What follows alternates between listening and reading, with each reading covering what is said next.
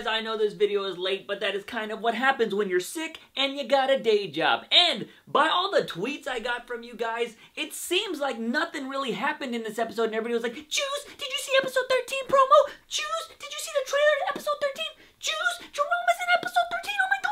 So while I was at work, I was like, did anything even happen in episode 12? But you guys are really awesome because I asked, please don't give me spoilers, and you guys didn't really give me spoilers. So thank you for that. But I'm just saying, with the amount of tweets I got about the episode 13 promo, it felt like episode 12 didn't really have much to offer. But you know me, how many times I said but in this video? I feel like I've said it a million times. Anyways, I did watch this episode. I enjoyed it. It wasn't anything too crazy. There is a few things that I do want to talk about that I caught while I was watching.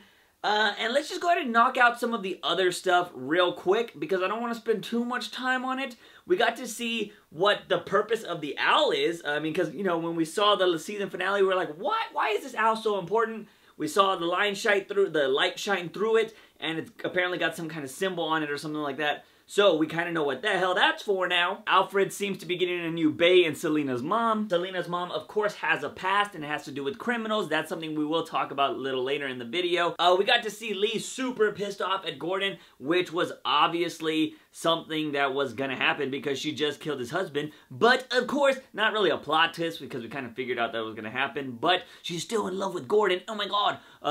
But she was saying that she basically called on a hit to freaking have Gordon killed because Falcone was like, look, I can live with it. I've had people killed before, but can you live with it?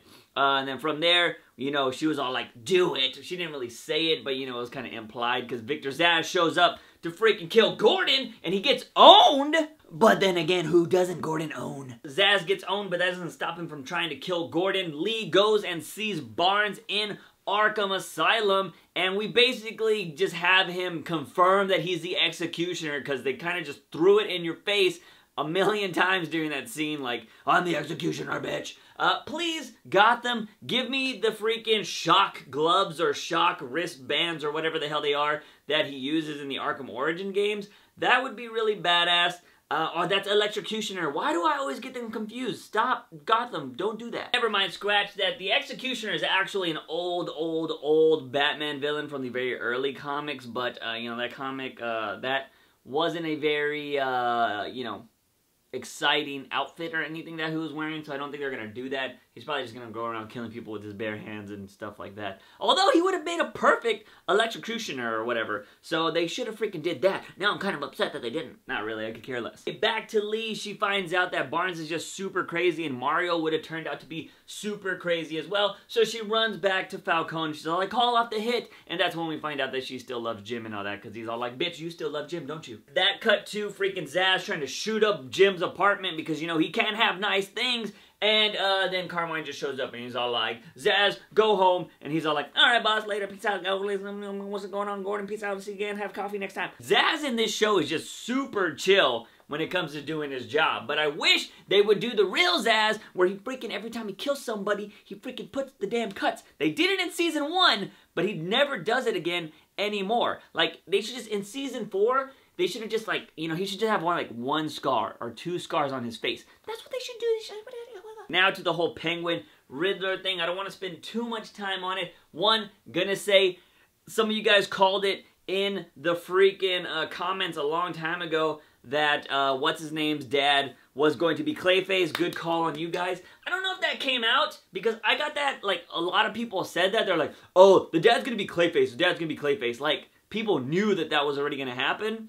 Which, I mean, it was cool, and it made a lot of sense because Riddler knew Clayface existed, so he could have done that. But I don't know if that came out somewhere. I don't know. Let me guys know that, or if y'all were just like, y'all guess. That's a solid fucking guess. Anyway, so we got to see Clayface again. He was pretending to be Penguin's dad. Riddler just showing how fucked up he is by digging up Penguin's dad's remains, throwing him in his office, hiring this new guy to actually be Penguin's, like, right-hand man like Riddler was, and then basically knowing Penguin was going to kill him, and they're just fucking with Penguin's mind right now. And I think that is where things are going to backfire, because Penguin is so, like, he's always one step ahead of everybody, but right now he's not, because he's so delusional. He's lost everybody. He's lost Ed. He's lost his mom. He's lost his dad twice already. So I think in the next episode, Riddler's gonna slip up somewhere, and Penguin's gonna catch something that they didn't plan for, and he's gonna be like, you bitch. But I don't know if it's gonna be on Riddler's part, or if it's going to be on Barbara's part. So what I mean by this is, if you saw the preview to the next episode, there's a scene where freaking Penguin's throwing a knife down on the table and Barbara's across from him. She looks kind of scared, which is very crazy for Barbara to be scared of anybody because she's psycho. I'm thinking that Penguin, maybe not on the next episode, but him and Riddler are supposed to have some like little face-off on episode 14, and Penguin's gonna kill somebody on episode 14 because he showed some photos on his Twitter account that his hands were all bloody. He was like, oh, good day at work or something crazy. Penguin's gonna kill somebody, and he's gonna get all bloody on episode 14. I'm calling that right now. But Juice, who's he gonna kill? Well, little nugget, we know it's not gonna be freaking Barbara because she's super important to the story. Well, she's supposed to be important to the story because she's supposed to have little baby Barbara, and little baby Barbara's supposed to be Barbara Gordon. But I don't even know if that's gonna freaking happen in this show. One thing I will say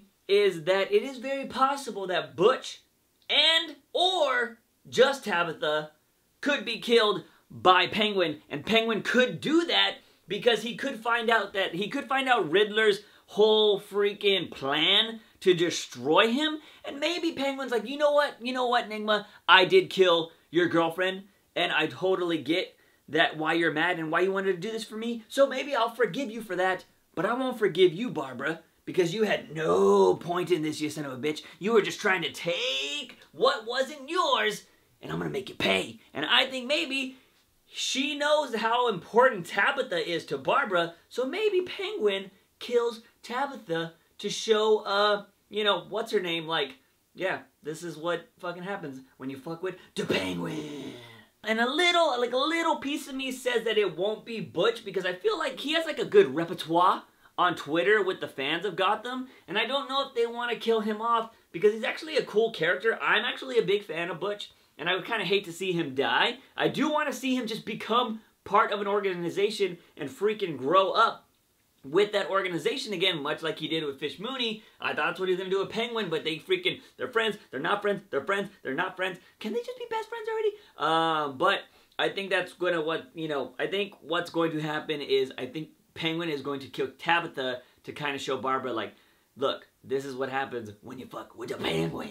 So I'm going to leave that whole storyline right there. We'll see what happens on episode 13. That's what I got going on in my brain right now with that whole storyline. Alright, so earlier in the video I talked about how Selina's mom has a past. And we saw that guy at the end of the episode and Selina was like, oh shit, like let me go warn Bruce or whatever. We're not going to talk about that guy. I don't know. I don't give a fuck who that guy is. I don't even care about him. I don't think he's important at all. What you guys might have not caught, or maybe didn't really pay any attention to, was the first interaction between Selina and her mom. And what was one of the first things that Selina asked her mom? She was like, who's my father? All nonchalantly, and her mom didn't answer anything. And you guys might have been like, oh, any little girl would ask who her father is.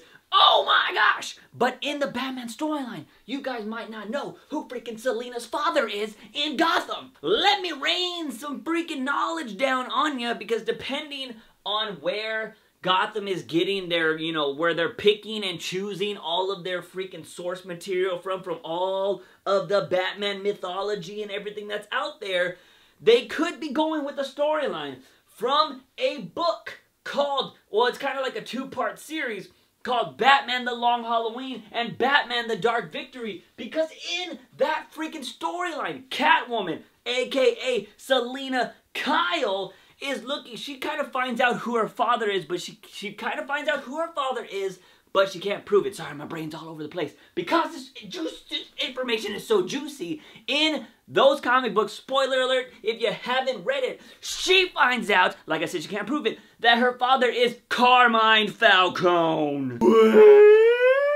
That is right! Carmine freaking Falcone. Didn't Falcone just have a son that just got capped by Gordon? Maybe sooner in the future he's gonna want to have another apprentice, maybe a little girl, an illegitimate girl that he didn't even know about, that happened with freaking Selina's mom. And that could easily happen later in this season, because what if Falcone freaking just sees Selina's mom and she's all like, what are you doing back in town? And we're just like, oh snap. just wanted to throw that out there because if you haven't read those comic books, her father is the Roman, aka Carmine Falcone. And I don't know if it's in the New 52 Catwoman, I believe her dad is also like a super mob boss, but I don't know if it was Carmine Falcone. They might have changed it. But I know he went by like the Tiger or something like that. I forgot. I was trying to find, I could have swore I had the actual book, or I don't know if I have the comic book issue, but there's possibly another version of who her father is, but I'm just saying, depending on where they're grabbing all of their Batman info from, and it's from various different like eras and stuff, Selina's dad could easily be Carmine Falcone. And I told you, she asked the question, and I feel like a lot of people just skipped over that. But we could have an interesting storyline later on about Falcone being, Selina's papa. Finally, let's talk about the whole Dwight Jerome stuff going on, because there's a lot of things we gotta kind of connect, and there is a spot that Gotham drop the ball unless they're going to explain it in these next 2 episodes. With Dwight, he was basically everybody we said he was going to be, although, you know, some fan theories were talking about he was possibly an inmate at Arkham. No, he was just actually a worker at Indian Hill, which I think was a better storyline than him actually being an inmate at Arkham, or I should say a patient at Arkham. Which this is the one thing, I don't know if you guys thought about this. I was like, how the hell did he get another job? Like, wasn't Indian Hill like a big crackdown? Wouldn't all of those employees got like arrested and stuff? I don't know how he got another job. Maybe that's the only way he could work at a morgue is because, you know, that's the only place that'll hire him. Anyways, we see that Dwight is actually the mastermind and the person that is going to try to bring back Jerome with like electrocution stuff, and that's the reason why he's working at a morgue, so he can get fresh bodies and he can test all this stuff, which that makes even more sense, and it's a better storyline than, you know, him having to go find Hugo Strange and do all of this, you know. It was cool that there are other people out there trying to bring people back to life in this world and not just Hugo Strange, although now that we found out that he worked at Indian Hill, he could obviously have the knowledge that Hugo Strange was bringing people back to life because he worked there. So it could be something that, you know, if he doesn't bring him back to life with electrocution therapy or whatever, he could go get Hugo Strange. So that is something, but I don't know. Oh, I don't know. I think Hugo Strange does appear in the next episode. That's possible, but we'll see. I mean, they kind of already hinted at he's able to bring people back to life with the electrocution thing. I feel like that might be how he's going to bring Jerome back, but we'll see what they're going to do there. So, you know, we get to see the acolytes, as they are calling them, and, you know, we get to see why Dwight is so fascinated with Jerome, because he thinks outside of the box. He doesn't live in these freaking things. He's woken up, as Jerome would say. That's basically everything we need to know about Dwight, and it could be very possible, like I said, with Hugo Strange there, it could be that Dwight is actually at the other place that they keep all the bodies at. He has a lot of stuff. I don't know how he would just work at Indian Hill. He could be working very closely with Hugo Strange.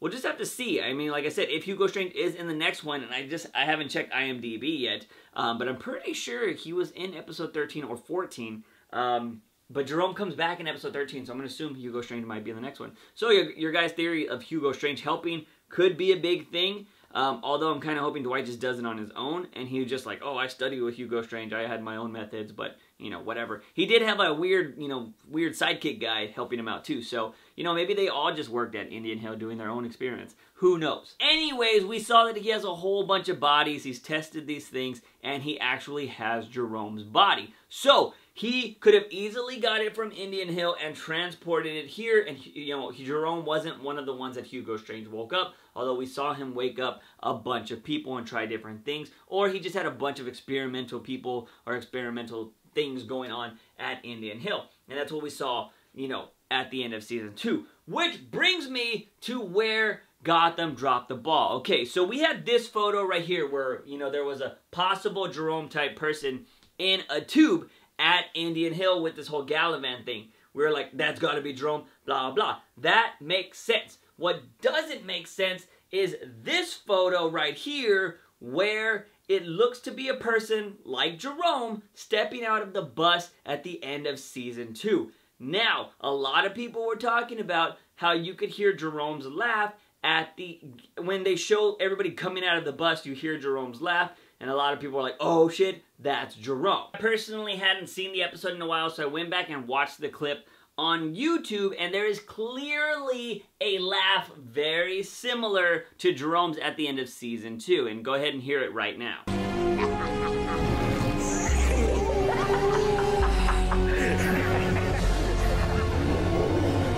Okay, so we can say that there was a very similar laugh to Jerome at the end of season 2 getting out of that bus, and then there was this photo of this figure that looked very much like Jerome. And I know a lot of people were like, well, technically they don't have to admit to that. Yeah, they don't, but it's an issue, guys. Like, it is an issue. They were teasing him, and it's just, like I said, bad writing at times. Like, you can't do these things, especially when you have a fandom that is so, like, into this right now. I mean, there's, like, not a huge fandom like Flash and Arrow and all that jazz, but, like, Gotham has, like, a super niche fandom, and obviously, we're all here, we're watching these videos, I'm making these videos, you guys are watching them, and we're talking about them, and we're just like, what about this, and this, and this, and we're, like, dissecting these episodes one by one. So when they do things like that, we're totally, like, calling them out on it.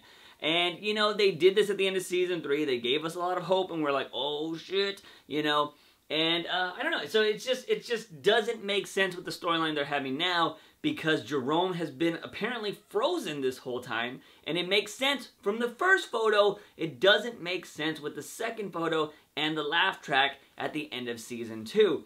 So unless they're going to explain that maybe his body just wasn't ready, like when Jerome wakes up, when, you know, Dwight wakes him up, however he's going to do it, he could be like, you were awake for a moment, but, you know, you weren't, it didn't look like you were going to survive, so we had to freaking put you back. So they could say something like that, but if you saw at the end of this episode where they actually showed Jerome frozen, he has the same smile of when he died. So it's more... How do you say, it makes more sense that he's just been dead this whole time, because his face would be the exact same way as it was when he died. So the Jerome storyline makes sense, at the same time doesn't make sense because of that one freaking scene. And this is just, I've talked about this as long as I've been covering Gotham. I just wish Gotham had a game plan about what they were doing. They're like, look, this is what we want to do, but they're constantly changing. It's like I said, it feels like they don't have an identity at times because they're just changing the story as they're going. Like, oh shit, ratings aren't doing good, so let's go ahead and bring back so-and-so. And like, oh, let's go ahead and do this storyline. And it's just, if they were to plan this a little bit better, I feel like they wouldn't have these little things that contradict each other. You know what I mean? So that kind of blows. So the storyline makes sense with Dwight working at Indian Hill, so he's able to bring his body, and that's how he's able to resurrect him. But it just doesn't make sense with that final part of season 2. Also, to give you guys a little speck of hope to those maybe who think that Jerome's not going to be the Joker, because I covered it in that little, I had that mini rant in my last Gotham related video, where I was like, if Jerome's not Joker, oh my god, blah, blah, blah, blah, blah. Okay, I just found out, and they just announced it, that Harley Quinn, or the proto version or precursor Harley Quinn, is going to be on the season finale of season 3. So in episode 22, we are going to meet Harley Quinzel for the first time. So what I am thinking is at the end of episode 14, Gordon or whoever is going to catch Jerome, because it looks like Jerome is just going to kill a shitload of people in the next episode, possibly in episode 14 as well. I believe he's going after Bruce in episode 14. Gordon's probably going to come to the rescue. But I think that freaking Jerome will end up at Arkham Asylum, and we won't really see him for the rest of the season, because you remember, we still got to go through the Solomon Grundy thing. Apparently Mr. Freeze is coming back. We got to see how Riddler got his name. There's still a good amount of episodes and a good amount of storylines that we need to cover. We're also supposed to still meet Killer Croc, because they're saying that he hasn't came out yet. So he was supposed to be in season 3. Will we get him? I don't know. End of episode 14. Jerome goes to Arkham. They, lock him away or whatever, and then we see him throughout the season, maybe like in episode 20, and then we see him in episode 22, where they're like, we got some new doctors here at Arkham Asylum, and then we just see Joker, or we see Jerome being like, hi, and then Harley Quinn's like, hi, I'm Harley Quinn, or I'm Harley Quinzel.